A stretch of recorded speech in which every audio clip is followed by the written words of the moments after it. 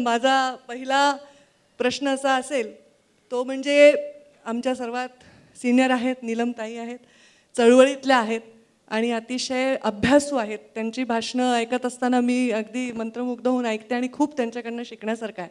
त्यामुळे मी त्यांना प्रश्न विचारणार आहे की तुम्ही सुरुवात केली तेव्हाच्या तुमच्या चळवळी, त्याची दिशा आणि तेव्हाची दशा ही आताच्या चळवळीच्या दशांपेक्षा वेगळी आहे का, असं मला आपल्याला प्रश्न विचारायचा वाटतो.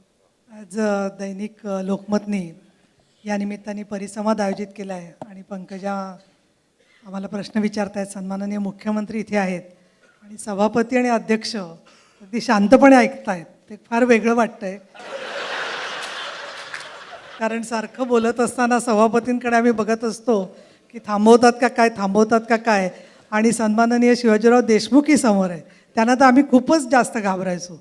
त्याच्यामुळे मला असं वाटतं की हा जो आपला प्रश्न आहे की तेव्हाच्या आणि आताच्या चळवळीमध्ये काय फरक पडला आहे, एक तर प्रश्नांचं स्वरूप तसंच आहे परंतु त्याचं आविष्कार बदलला आहे.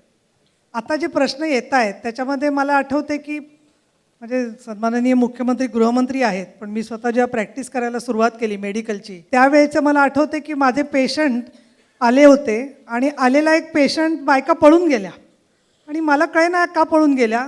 तेव्हा मी त्यांना विचारलं की एक कॉन्स्टेबल औषध घेण्यासाठी माझ्या दवाखान्यात येत होता, त्यामुळे ताई पोलीस येतोय म्हणून आम्ही पळून गेलो. आज ती परिस्थिती खूप बदलली आहे असं मला वाटतं. दुसरं, आता जे प्रश्न आपल्यासमोर येतात त्याच्यात पोकेमॉन गो सारख्या खेळावरती सुद्धा बोलावं लागतं.